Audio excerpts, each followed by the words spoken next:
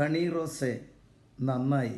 നമ്മുടെ കേരളത്തിന് അകത്തും പുറത്തുമൊക്കെ വൻതോതിൽ സ്വർണ്ണ വ്യാപാരം നടത്തുന്ന ഒരു വ്യവസായി പോലീസിൻ്റെ കസ്റ്റഡിയിലായി.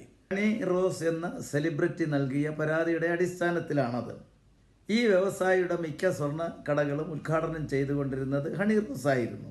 അവരെ കൊണ്ട് ഉദ്ഘാടനം ചെയ്യിച്ചതിൻ്റെ പിന്നിലെ ചേതോവികാരം എന്തെന്ന് ഇപ്പോൾ എല്ലാവർക്കും വ്യക്തമായി. തട്ടുക, തടവുക, ചാരി നിൽക്കുക, ഞെക്കുക തുടങ്ങിയിട്ടുള്ള കലാപരിപാടികൾ അവതരിപ്പിക്കാൻ കിട്ടുന്നൊരവസരമാണ്.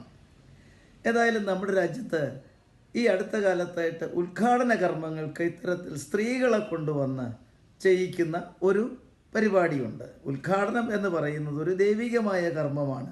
അവിടെ ഈ ലുപ്ത വസ്ത്രധാരണികളായ സെലിബ്രിറ്റിയോ അല്ലാതുള്ളവരോ ആയിക്കോട്ടെ കൊണ്ടുവന്ന് ഉദ്ഘാടനം ചെയ്യിക്കുന്ന നമ്മുടെ രാജ്യത്തെ ഈ ഞരമ്പ് രോഗികൾക്ക് ഇതൊരു നല്ല പാഠമായി തീർന്നിരിക്കുകയാണ്.